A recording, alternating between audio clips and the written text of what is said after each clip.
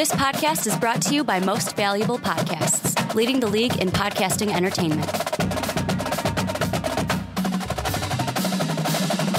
What's up, everybody? Ricky Widmer here, along with the one, the only, Brandon Swanson. Hey. It's a good day, Brandon. It is a good day here at MVP. You want to know why? Well, first off, welcome into the Primetime Podcast here on Most Valuable Podcast. If you're new, this is where we talk about everything college sports. And right now, this part of the season, college football, because Brandon, guess what Saturday is? It might not be the most premier games, but we finally have football action this Saturday. It's been too long. If you like it's been too long. If you like your Oregon State Beavers and your BYU, your Cougars. Those are two of my favorite teams. And you like Charlie Strong going out with the Bulls here in South Florida, you are going to have a day. We finally get some football action. And you know what? You know what that means? It means, A, we're done with our previews. But guess what we get to do today? Today, we get to predict who's going to win the Power 5 conferences. We get to predict who is going to be our Heisman winner and our playoff predictions. And with that playoff... And they're all going to be wrong. And with that playoff prediction, you know what that comes with? You know what that comes the with? kiss of death, of course. Yeah. Yeah, there it is. One lucky team is going to see if they can finally, because no team has yet, defeated the kiss of death. No, they haven't. Defeated the kiss of death. And I really feel bad for the team that you're going to take. I really feel bad for the team I'm going to take because I want them to do well. But let's jump into it. How we're going to do this is just kind of talk through the conferences. We're going to look through the Power Fives and kind of discuss who we think is going to be in the championship game, kind of teams we like, teams we don't.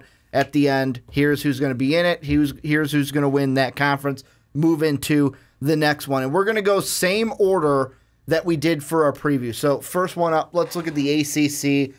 I'll let you pick, Brandon, what kind of side you want to start in. Where do you want to start? Atlantic and Coastal. Where's the conversation? Where do you want to start it for the ACC? Well, let's start off with the Atlantic. I knew you were going to pick them. Well, it's a loaded conference. It's a loaded conference, division. And it's the side of the conference that I think we're going to see the winner of the ACC coming out of. Yes. No, I totally agree in that statement. Totally agree. And we could see the winner of the ACC come out of this. We could also see the Heisman come out of this division as well with Lamar Action Jackson. I have a bold prediction for you later. Yes, because we're going to look at the Heisman. It's not going to be right now, but I've got a bold prediction for you later that most people will probably say, well, duh, it's not really a bold prediction, but... We'll talk about that later. I kind of feel like where you're going to go, but I like the tease. That's what we call a tease here in the biz. A little bit of a tease for you guys. But this division really, it's just like it's been in years past. Like we said during the previews, Florida State, Louisville, Clemson. Those are your front runners here in the Atlantic to win this division. It's just what order are they going to be in? Yes. And I think it's most notably you have to take a look at Clemson. People are going to look at them because of them winning the championship last year. You look at them and you look at what they've lost, and I think everyone understands and realizes what they have lost. You no longer have Deshaun Watson, who's been a staple there. You don't have Mike Williams. And for you, Clemson, maybe it's a good thing you don't have Mike Williams because he may not play this season. For the Los Angeles Chargers, there's a lot of pieces offensively that you no longer have. But what people will be saying to us is, well, take a look at their defense. Take a look at the defense that's still going to be pretty strong for them and something that could help carry them. So Clemson is still a team that people certainly don't want to write off just because of what they did, what they lost offensively. Louisville, everyone's going to continue to look at Lamar Jackson. No matter what changes around him, they're going to continue to say, he's there, he's your reigning Heisman winner, and he still is going to be able to do all these outstanding things with his legs, with his arm. And then, of course, people will look at Florida State and say, what can DeAndre Francois, even without a Dalvin Cook, be able to do with this offense? What are the next steps he's going to be able to take as a sophomore coming up in this campaign? So those are the three teams that no one's going to, I think, dispute that those are the top three teams. And again, it's just the order that you put them. And really, Ricky, I could see any one of these teams being at 1, being at 2, or being at 3. I really could. Well, and the whole thing is with I mean, the order that I'm looking at is either Florida State and Louisville at 1, Clemson behind them. And I'm looking at an article, Dabo Swinney, a few days ago as we're recording this on August 16th, he said that for ESPN that it's likely that Kelly Bryant, we had a huge discussion in the Clemson preview of who's going to be their starter. They had a choice between Bryant, Cooper, Johnson. Dabo Swinney on ESPN said that it's likely that Kelly Bryant's going to be the starter for Clemson. Bryant is a guy in 11 career games, 13 of 18, 75 passing yards, 178 rushing yards. So not a huge sample size to look at there, but I still think that, I mean, losing Deshaun Watson is going... I know that Clemson fans, and we heard a lot of them in the comment section for our Clemson video, our Clemson preview, a lot of them are kind of, it seems like, downplaying the loss of Deshaun Watson. You know what, our defense is going to be there. We've got guys to pick up the slack. But when you don't have a quarterback like Deshaun Watson, what he was able to do, not just for you guys last year to win you guys that national championship game, but what he did the year before to bring you to that championship game, because I would say his regular season 2 years ago was better than his senior season for the Tigers. I think that the most pressure for me, and I kind of hate to say this because he's only a sophomore heading into this year. It's not like he's an upperclassman or a guy that we're going to be talking about come draft time. I think the most pressure out of all three quarterbacks, we'll say Kelly Bryant, Lamar Action Jackson, and DeAndre Francois. Francois has the most pressure because this is probably one of the most loaded Seminole teams that we have seen in quite some time, since the Jameis Winston days, which weren't too long ago, but he's a guy that played very well as a freshman, 20-7 touchdown to INT ratio. He was just below that 60% completion percentage that I like, and had over 3,000 yards last year. You're expecting players to progress each year. Those are phenomenal stats alone. If he gets any better than that, this team could be one of the best teams, not just in the ACC, but in college football. Like, this is a team that me and you could be talking about at the end of the podcast when we go through our playoff predictions. And the thing that I think of is, when I look at this season, is there's going to be one game on the schedule for Florida State that I think does it, because I know they have to go into Clemson. I mentioned that when we did the preview, but I still like Florida State at this point. I think that Louisville game, this year it's going to be Louisville, Florida State. Whoever wins that game will be the winner of the Atlantic and will move on to the college football playoff with a win over whoever they play from the Coastal. Yeah, I think you're right. I think on the Atlantic side, for me, I've got Florida State winning that side. And I then do too. At number 2, I've got Clemson with Louisville taking a step back to number 3. Yeah, my only change is Florida State 1, Louisville 2, Clemson at 3. How about the Coastal? And I'm going to hit you off with, this is my shocker. I'm just going to hit you right away. You know who's going to win the Coastal this year? Yep. The U. That's who I had too. I'm going Florida State Miami for the ACC championship game. I know they play early in the season, but I want that rivalry in the ACC championship game, and I'm excited with what this Hurricane team can do this year. Ricky, I think you're right. Miami has the tools in place.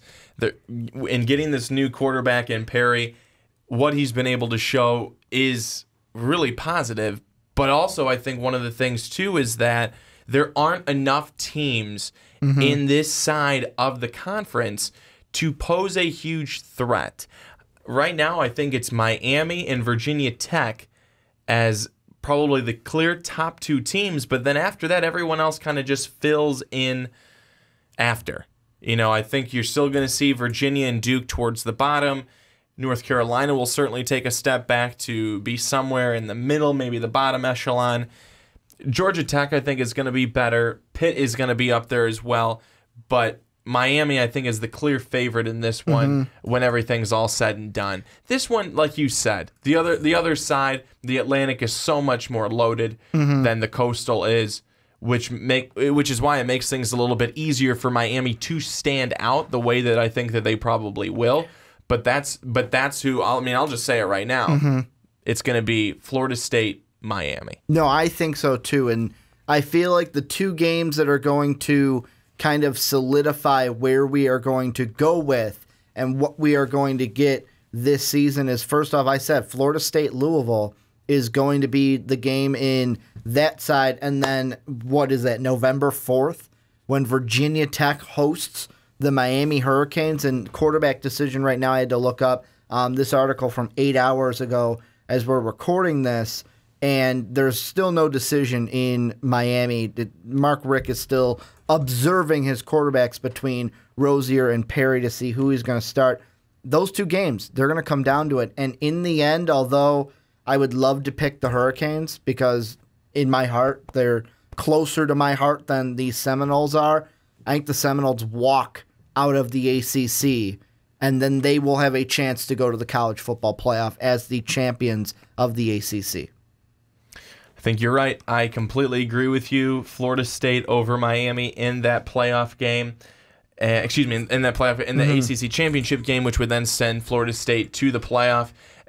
Florida State, they are a loaded team.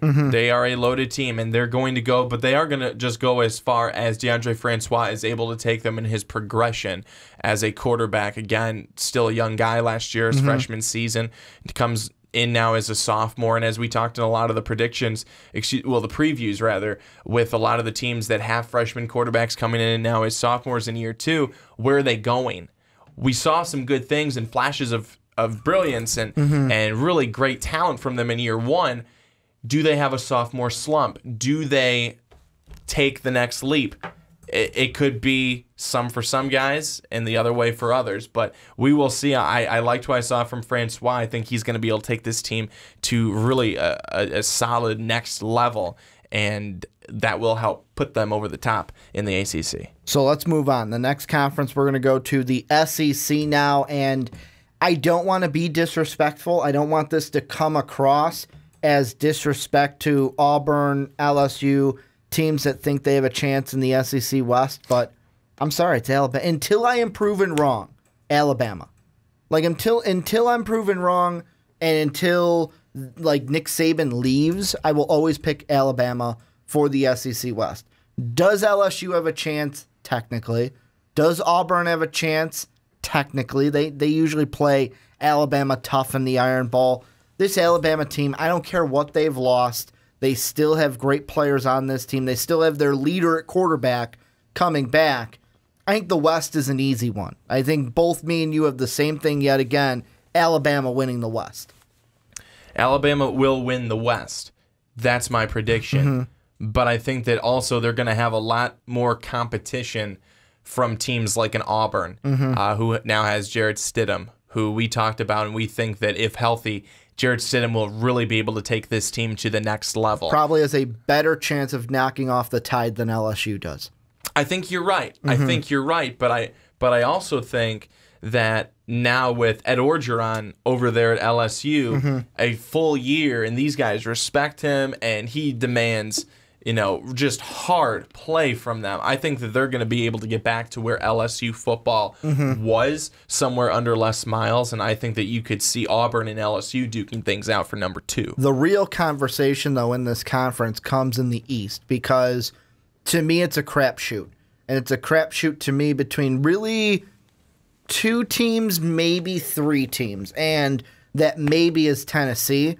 Tennessee might be there. We don't know what kind of a step back they are going to take because they lost some big talent, some going to the NFL. To me, this East race, though, comes down to Eason and the Bulldogs, and then Malik Zaire and Felipe and the chomping Florida Gators. That's what it comes down to. Bulldogs and Gators. My heart and my brain say 2 different things. My brain is clouded. My brain's like, I don't really know which way I want to go because I could see both teams. I could visualize both teams winning this side of the SEC. But you know where my heart's going. My heart's going with the Georgia Bulldogs. Like, that's the ones where it's like, that's who, if I'm rooting for either side, that's who I'm going with because I like Kirby Smart, Jacob Eason, phenomenal, great quarterback talent. However, can Georgia put all the pieces together this year to overcome a Florida Gator team? That's the question. That's the big question, and I'm going to tell you is that Florida they didn't do themselves any favors by having so many guys suspended for game 1 against Callaway Michigan. being one of them. You know, it's just stupidity. It's stupidity on the side of those players to, you know, whatever they're doing. You always have to be thinking. I mean, come on, guys. You know, and that's game 1. That's a huge game. I'm not saying that's a make or break for your season, but if you lose that one, you are on a tightrope for the rest of the way. And it wasn't a make or break for them, but it could have been a make or break for Michigan. Because Michigan, they still, like, Michigan is a tougher conference road with the conference division that they're in compared to Florida. Like, Florida they got to worry about Georgia, maybe Tennessee, and boom, they can get to their side. Michigan's got to deal with Penn State and Ohio State. They're equally college football playoff teams. Well, I'm going to say, and I'm going to just say it right here now. I know we'll probably be talking about it later, but I'm going to say that Florida, even with those suspensions, still will win that game against Michigan. It'll be tough. It will be tough. It will be tough, but what will also be tough for Michigan is replacing and then having, what was it? 17 new guys on the defensive side of the football that were coming in and going to be kind of thrown, not thrown into the fire. That's not the right word for it, but have a completely new like aha moment in game 1 against the Florida Gators. It's going to be a great game, but I think that Florida's still going to be able to come away with it. And because they win that game,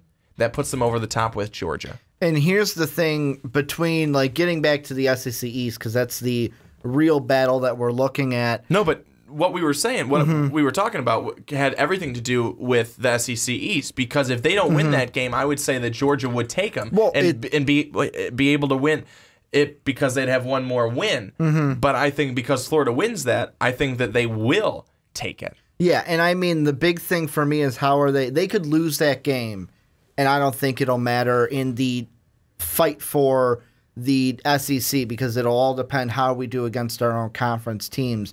To me, the big thing between the two, and I don't want Tennessee fans to be mad saying that we're pushing them to the side, but I'm kind of pushing you guys to the side. I mean, you guys are going to be there. You'll be in the 3-dog race, but just like Clemson for the Atlantic, I'm kind of pushing you in that 3rd spot. I don't think that you guys are going to contend with the Bulldogs and the Gators this year. The thing with the Gators and the Bulldogs, though, that I think will kind of be the overtelling story, especially in that game and in their seasons as a whole, is the quarterback situations. Because we talked about Georgia. There was a comment I even saw on our Florida video recently where they're like, oh, they're going to use Felipe for this, but then when we get to the red zone, we're going to use Malik Zaire. I could have had that completely just flip-flopped with Zaire and Felipe, and I apologize if I did. I'm just kind of remembering it off the brain how I saw it. You look at them, and they kind of have that quarterback controversy, I'm going to say, because you got 2 people to pick from. But then you look at Georgia, and Georgia's a team where I feel more confident in my football team if I know well coming into actual games that, hey, this is my guy.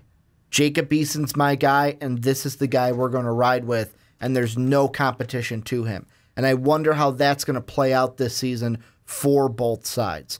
Will Georgia have a little bit of an edge because they have a quarterback to where it's like, I'm comfortable in my spot because I never had to be challenged for that spot this season or during the preseason coming into this year?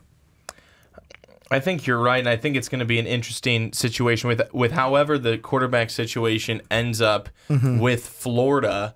That's going to be, I think that's going to be a big key. And if they're able to use both of the guys, Felipe and then of course Malik Zaire, who we believe is going to be, I think we believe he's going to be the guy who's a starter. But I mean, we're not necessarily sure about that. There are some people that are still pulling for Luke Del Rio, but I would take Malik Zaire. I think he's the front runner for the job. There are some people that are like, don't count out Luke Del Rio because obviously it's if he's healthy. And there's a quote here from Twitter at GatorScott.com or at GatorScott's is Twitter. The first thing Del Rio said is my arm is 100% healthy. So there are some people pulling for him, but I think Malik Zaire is the guy. However, if Zaire's the guy, can he go up against Eason 1v1? I'm going to say no, and I'm going to give it to Georgia, and there's my prediction right there. Georgia wins the East because they will win against the Gators, and both these teams, I think, will beat the Tennessee Volunteers. Well, I just found that comment from Hunter McIntosh. Said Felipe is going to be used to get down the field, and Zaire will be the red zone goal line guy that they go to when it's 3rd and 1 or 2nd down. They're going to use both to their advantage, kind of like the 2012 season with Burton and Driscoll. So that could be interesting, too, if it works out. Some systems have been able to use that and have been effective with it. Some systems have tried it. They have not been effective with it. So however Florida ends up using them, as long as the quarterbacks are effective when being put in those roles and can show up and make the plays when they need to, they'll be just fine. But, of course, there's going to be people that say Georgia's going to be the team that's going to be the one to win this because Jacob Eason, look at what he did last year as just a freshman. He was pretty good. You know, there was obviously things that he did that were freshman-like, but then jump forward to this year. I mean, there's so much praise that he's gotten in the offseason of things that he's learned, reads that he's making that he would have never made last year, throws that he's making that he wouldn't have made last year, things like that that make people think, okay, Georgia, because they've got a set, solid quarterback situation. And, you know, they've got Chubb coming back as well. If he's healthy, that's another thing that helps them. But I'm still going to go Florida Gators. Well, and I think the thing that comes down to is, although I'm picking Georgia, you're picking Florida, let's be honest, no matter which one comes out, I think we both have the same person coming out of the SEC. I've got Alabama. I've got Alabama. No matter who goes up against them, whether it's Florida, whether it's Georgia, I would find it like, and the thing with my matchup with Georgia, Alabama, I would like that matchup because you get kind of the student against the teacher, where Kirby Smart under Nick Saban. Now he's with the Bulldogs. How is he going to do against his former head coach that he was under with the Alabama Crimson Tide? I think it's easy peasy lemon squeezy here that Alabama, no disrespect to Florida, Georgia, and even Auburn and LSU, but I still think they are cream of the crop when it comes to the SEC, and they are going to be the ones that come out of the SEC when it's all said and done. But Brandon, let's move on. We'll go into our next one, the Big Ten now on the docket for our previews, and I'm going to let you pick. Do you want to start and just say, you know what, let's go with the heavy hitters. We're going to start with the East, or do you want to get the West out of the way first? No, let's go to the West. We did the heavy hitter last time. Let's go to the West. That's what I was thinking here. And this is a conference that are two polar opposites, where on the East, we got the heavy hitters. We got Ohio State, Penn State, Michigan. They're the top three. They're probably the ones we're going to talk about. But when it comes to the West, I mean, there's four that could be in the running. But in the end, for me, I think that this year comes down to Minnesota's going to be good. However, they're not going to be there yet. PJ Fleck just coming in, implementing his system. They'll be good, not great. Nebraska, I am completely down on Nebraska this year. They're not going to be horrible, but I don't think they're going to be at the top. They will be in the middle of the Big Ten West. Iowa is interesting to me. I think that they could be actually the third team in this division with the choice for me, and I don't know who I'm going to pick yet. I'm leaning one way, but I don't know which way. To me, it's either going to be Northwestern or it's going to be Wisconsin. Those are the two teams I kind of have at the top in the West. What are you thinking about? It's really easy for me. Wisconsin. Do you think Wisconsin right away? Yeah. Right away. No discussion from another team. No. I think it's pretty easy. If you go back through and you look at our season previews for the Big Ten, the West Division, you know, we talk about Illinois and Purdue. Okay, you know, they'll win a couple games this year. They'll be at the bottom. Illinois is good if they win at least 3. You talk about Minnesota. They're going to be good eventually. Consistently good. They got to find their quarterback first. Iowa is going to have one of those seasons where they are just not. They're not going to have a losing record, but they're not going to be in any contention for even the West Division, let alone the playoff. Nebraska, they haven't made that climb. They just haven't been able to get over the hump. It feels like in quite some time. Northwestern has been lingering around for a little while, and they've been good. Then they were down last year, trying to get back to the point where they're going to be solid again. But the team that consistently seems like to be that team that's around there, and you're not going, are they going to be good this year? Are they going to be good? It's Wisconsin. And that's why I think Wisconsin's able to win this one. They're the team I was leaning with. When it came with Northwestern and Wisconsin, they're the one I leaned with because it's kind of like they're the safe choice, I want to say. To where it's like, you know what, I'm making a prediction. I want to come with a winner for the Big Ten West. I could be bold and say this team, you know what, I'm just going to be safe, and I'm going to go with Wisconsin. But the reason why I'm sitting there between Northwestern and Wisconsin originally was Northwestern has pieces. I think that Justin Jackson's going to be the big one, obviously. He's going to be the motor of this offense in the running game. How will Clayton Thorson, though, play, and how will he elevate this offense? And then overall, how's the defense going to do? However, like you said, Wisconsin, they're constantly there. And the big question to me, obviously, quarterbacks, that's the position that I always look at. What's Alex Hornibrook going to do where it's like you're the guy? Because let's be honest, last year it was, is he going to start? Is he not going to start? Are we going to go with someone else? Are we going to go with Alex Hornibrook? This year it's Hornibrook, you are the guy. No questions that someone else is going to take the job from you. And I think that's going to be a little bit of a confidence boost for Hornibrook. I'm going to go Wisconsin wins the division, but I am going to put a little asterisk next to Northwestern as the main contender to win the West and maybe steal it away from Wisconsin. Let's get into the major meatballs and the major conversation, though, for this Big Ten Conference. Comes down to the three-team race in the East. We talked about Michigan already, that Florida game. I think that a loss against Florida could hurt them more than a loss would hurt Florida. What are you thinking with Michigan, Ohio State, and Penn State coming into 2017? Well, I think that because Michigan has to reload so much, I've got to put them at number 3. I've got to put them at number 3, and obviously, would that change? Could that change throughout the year, depending on how the reload does? Sure, but right now I've got to put them at number 3 because of that.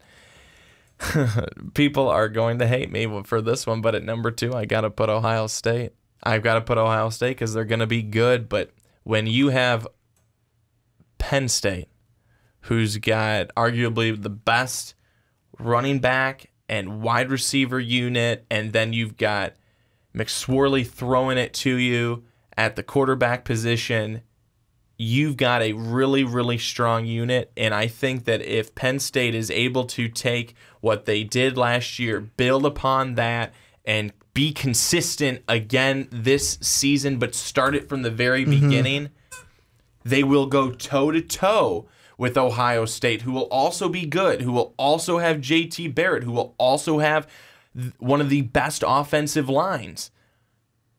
But I think Penn State is going to really be able to make a run, stay consistent, and get things done, and they're going to be able to win things on their side. Michigan is the question, they're the question mark team to me. And before I give my thought, I want to give, this is a recent comment that we had on our Michigan football preview coming into this year. This one from Ori Hop that I wanted to read. He said, they talked about returning starters and the players Michigan lost, but they didn't talk about the highly acclaimed guys who were freshmen last year to return as sophomores and all the true freshmen that are expected to play this year.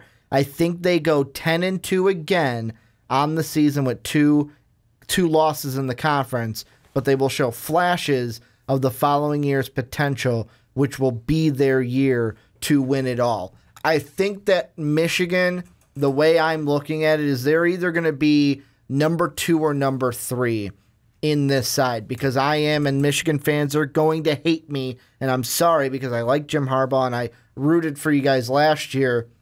I like Ohio State this year. I think that Urban Meyer has a well-coached machine. Greg Schiano has come out and said that this is possibly the best defense that he has worked with, not just at the college level, but at the pro level. Let's be honest, though. He was trying to make Schiano men out of the Bucks, and there was no way he was going to make a bunch of Schiano men out of the Tampa Bay Buccaneers. He just wasn't going to do it. And Penn State, to me, I feel like right now I want to say Ohio State, Penn State, Michigan, but I feel like it's going to be marginal in between, where it could be Ohio State undefeated, Penn State 1 loss, Michigan 2 losses. Like, that's how close it is within the top. It's not going to be like, oh, there's a big gap between 2 and 3. These guys are all going to be close. And really, everyone's going to say, well, duh, Ricky, but it's going to come down to the games that they play each other this year. And I know that Ori said it. Like, yeah, we might have harped too much on what they lost defensively and not guys stepping up, but you lost a lot on that defense. And when you're losing a lot and the two teams you're going to go up against are not losing a lot, that doesn't bode well for you, especially when those two teams are the Nittany Lions and the Buckeyes coming into this year. And for Penn State, I think that if they have a loss in the Big Ten, in their conference, it'll be Ohio State. It's going to be Ohio State. That would be their only loss. I still see them being able to win the East Division, and is that a bit of a reach? It may be, but just because of what I saw from them last year and because of the fact that they are still so strong on the offensive side. Again, like I said, McSorley and all the guys that they've got around him. I mean, that type of thing to me is the reason why you would pick a team like Penn State, and probably the reason why a lot of other people are also saying to me, well, yeah, exactly. That's why we're picking Ohio State. But then when you have one of the best running backs in Saquon Barkley and guys like that, it's hard for me to look at what Penn State did last year and then know that they're getting even better and not pick them. And Ohio State's always going to be there, it seems like. You're never going to have a year where Ohio State was bad this year. Now, Ohio State bad would probably be 3 losses. Let's be real. But that's why I put Penn State above Ohio State. And, Ricky, I guess we can probably then go to the Big Ten championship game. Well, the one thing I do want to mention, this is before we go there, because Ohio State will be my winner, but I just wanted to map through real quickly what I'm thinking. Looking at the schedules, Michigan plays Ohio State at home, but let's be honest, home or away, that's a tough game. Either team could win it. They play Penn State on the road. That'll be tough. They lose that one, lose the Ohio State game. That's 2 losses right there. Penn State, you get Michigan at home. That'll be huge. You can win that one. But then you get Ohio State on the road. I don't think you go into the Horseshoe and you win. Ohio State, favorable of schedules. You get Penn State at home. And then, like I said, it's a Michigan-Ohio State rivalry. The last time Michigan beat Ohio State was in Ann Arbor, but it was 2011. Since then, they've gone to Ann Arbor 2 times. This will be the 3rd time since that win, and Michigan lost those 2 games. And Michigan, I know you guys don't need me to tell you this, but since 2000, you've only won 3 times. 99, then we're going 4 times. That game is what I'm saying is it doesn't matter if it's on the road. Ohio State can still win that game. That's why I'm saying Ohio State favorable of the schedules between these 3. And it's Ohio State and Wisconsin for me and Brandon, just to predict it. Wisconsin, to quote my favorite Blackhawk, or one of my favorite Blackhawks, not a chance, not a chance they win that game against the Buckeyes. The Buckeyes walk into Indy, and they walk out Big Ten champions. Penn State and Wisconsin, I think we see a really good game. Penn State's going to come out the winner. So it's really the East. Whoever walks in again, I don't want to disrespect Wisconsin. Well, I'm trying not to, because I'm thinking that Penn State and Wisconsin match up against each other. I feel like that's going to be could be a pretty darn good matchup, and Wisconsin would certainly be in the game. But I think that I'm not saying that it would be like the Rose Bowl that we saw last year with how high scoring it was, but it could have the closeness of what that game was if Penn State and Wisconsin match up for the Big Ten championship game. I just don't think Hornibrook will have anything against this Ohio State defense. I do not think he'll be able to do anything against them. He would fare better against Penn State. That's who, if I'm rooting for anybody, if I'm Wisconsin, root for Michigan, root for Penn State. Don't even hope to see Ohio State. But let's move on. This is actually the conference now that you were not on half of this preview. You were on for one half, then the other half you went to Florida. You left me for a week. Sean was gracious enough to come in and cover you. Let's be honest, though, whenever we kind of bait him with the, hey, want to talk about your Huskies, he'll come in and talk about Washington all day, every day. I want to start with the South. What are you thinking coming into this? Because for me, it comes down to two teams, and they're both in California, and both of them have quarterbacks that are going to be top 5 in the draft potentially. Comes down to the Bruins and Rosen. Comes down to Darnold and the Trojans. What's going on here for the Pac-12 South? Well, I think that when you're talking about UCLA, and if they're able to make the jump again, it all comes down to Josh Rosen and his health and what he's able to do there. And we all know what he did in his freshman campaign, and then we all know what happened last year. And what happened last year was the fact that poor guy got hurt and really had a struggle of a season. Really wasn't, able to shine again like he did in his freshman campaign. But now, junior year, you've got a chance to put all that behind you, start anew, and get things going. And will he be able to do enough, though? Because there's another team that stands in their way, also from California, like you mentioned. And Ricky, I just don't want to be too harsh when I say it, but USC just runs away with the South. No, and that's exactly the same kind of mindset that I'm thinking of. And the reason why is Sam Darnold to me, I know that every time I speak about this kid, when it's to either Dave or Mark, when we're talking about the just what's going to happen this year, and especially with the NFL draft, I always say, like, man, Darnold number 1. And then I kind of jokingly go, yeah, but we got to play the games. We got to play the games. Because let's be honest, anything could happen. But this USC team is going to be really good this year. That's why you noticed how I only said 2 teams. I'm not even, like, Colorado and Utah are good. But I'm not going to count them in this just because of what kind of a team USC is going to be. Not just offensively will they be good, their defense is going to be phenomenal. And I'm going to read another comment from Ghosted 706. He said, this year the USC defensive line and the USC defense in general will be monsters. Think Jurassic Park, think T-Rex, think pissed off T-Rex.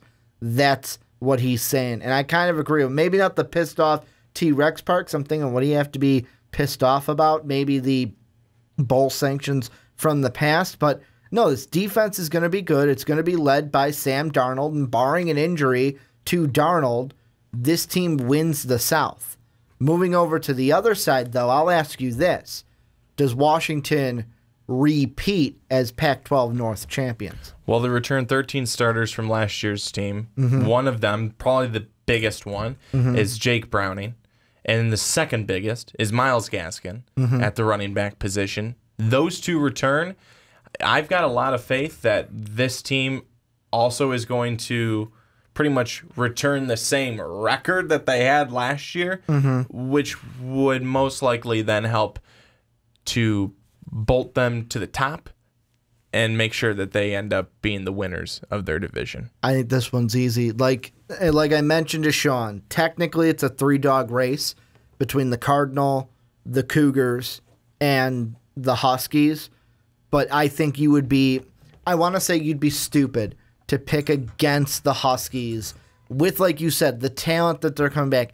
Really, just even if you just mentioned Gaskin and Browning, I'd be like, book it. They're in. Book it, they're in, because of how those 2 played last year and what they bring to this team. However, I cannot wait. I want to fast forward to that Pac-12 title game because Washington, USC, we both got it. barring an injury to Sam Darnold in my mind. If Sam Darnold gets injured, then it's the Bruins that win the South. But USC, Washington, Brandon, I think this one's easy. Washington's going to want their revenge, but they're still going to be like, ugh, do we want to meet Alabama again in the playoff? Sam Darnold and this defense are going to win. It's not going to be a shellacking. It's not going to be not a chance, not a chance. But this team is going to beat the Huskies, and the USC Trojans, in my mind, are Pac-12 champions. Well, I will say that it's not going to be easy at all. This game will be a good game. You look at Washington, and you look that they have probably one of the best running backs in their conference, if not the best running back in their conference. They've got one heck of an offensive line. Their defense is probably the best in the conference. Those things are factors that are definitely going to play into this game. And it's not going to be easy for Sam Darnold to just be slinging it all over the field like he was able to do against Penn State last year in the Rose Bowl. I just don't see something like that necessarily happening in this game. But because you have Sam Darnold, I think that he's able to push you out in front, and USC will end up being the Pac-12 champions, but not by much, because Washington's defense is able to bring on a good attack, but Darnold's just too good. If it's a blowout, and I say that in air quotes, like if we're talking blowout, it's a 10-point victory for the Trojans. That'll be a blowout in my mind. I'm thinking like maybe 4 to 7 points is where I'd put the spread right now for that game. But let's move on. The last conference actually did a little bit of research because we were unsure heading into this week of, are they bringing back the Big 12 championship game? They are. Didn't know it was this season. Thought it was next year. But what that means is the top 2 teams will go ahead and play for the Big 12 title game, and the winner will have a shot at the playoff, assumingly. Is it just going to be Oklahoma, Oklahoma State? Is it just going to be those 2 teams and the winner goes to the playoff? Or is there going to be a team like TCU, Kansas State, or Texas that make a run and surprise one of the Oklahoma teams? I think, Ricky, that it's going to be Oklahoma and Oklahoma State. I thought we were going to say Oklahoma and Kansas. That's a joke, by the way. Yeah. That's what we call a joke in the biz. We would hope so. We would hope so. Either Charlie Weiss is going to come back, coach him to the Big 12 championship. Either that, or you were smoking something in the back before we got started. But I think it's Oklahoma and Oklahoma State with Texas, a close third. This is hard. I'll be honest with you. This is hard because you said it last week. There's a good chance the Cowboys could go undefeated. There is a good chance the Cowboys could go undefeated. And I mean, really going back and looking, and I went back and looked at every single one of those games, and it was, they could win this game. They could win this game. They could win this game. They could. And I know everyone's saying, well, will they? Well, will they? Yeah. I've got to take Oklahoma State. I'm high on them. Mason Rudolph returns, and people will say Baker Mayfield returns for Oklahoma, but they've lost so much.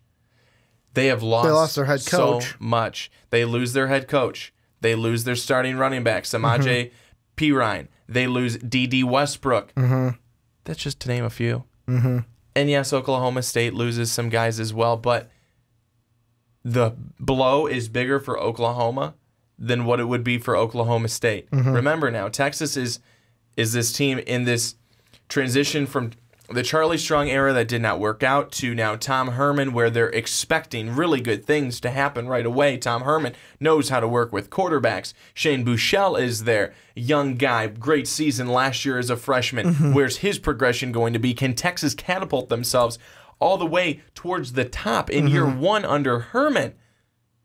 Ricky, that's the headline that we're talking about right here. And Texas, I think, is going to be that number 3 team. But Oklahoma State, for me, is number 1 with possibly one of the best quarterbacks leading them at the helm. The most important game this year for the Big 12 will be when Oklahoma and Oklahoma State play each other for a regular season game. So that November Geez, November 4th. What about that date so far? That's the second time I've had to say that date. That's going to be the most important game. You want to know why? Because if Oklahoma loses that game, they will be the third team in the Big 12, with Oklahoma State being number 1. If Oklahoma wins that game, then both Oklahoma teams are 1 and 2. The way I see it going, because it is at OK State, I got the Cowboys winning it. And what that means is Oklahoma State is third. They're not in my Big 12 title game. Brandon, who do you think? Texas. The Texas Longhorns. Here's what it's going to be. 2 losses for the Sooners this year. They're going to lose against Texas on October 14th. They will lose against the Cowboys on the road. 2 losses for them. Texas, maybe I'll give them 1 loss. Cowboys undefeated in the regular season. It'll be Cowboys. It'll be Longhorns. I would love to pick Tom Herman and the Longhorns in a Big 12 title game, but just like you, I like this Cowboy team. I like their schedule. I like what they can do this year, especially offensively, led by Mason Rudolph, who really has the most to gain. Like, Baker Mayfield is kind of everyone saying, oh, he's my 5th quarterback. Mason Rudolph could play himself into the top 5, maybe even top 3 of quarterbacks when we come to the NFL draft. I think he's going to have a phenomenal year. The Cowboys will have a phenomenal year. Longhorns and Cowboys in the newly, I know it's going to be almost a home game for the Longhorns being in Jerry World in Arlington, Texas. But I got the Cowboys winning against the Longhorns, going undefeated the entire year to their bowl game. They will play a New Year's Six bowl as the Big 12 champions. Yeah, and I've got Oklahoma State against Oklahoma, and Oklahoma State will beat them. And this is where this is probably the longest segment of the podcast. I want you guys to now chime in. If you haven't already, let us know what you guys have for each of yours.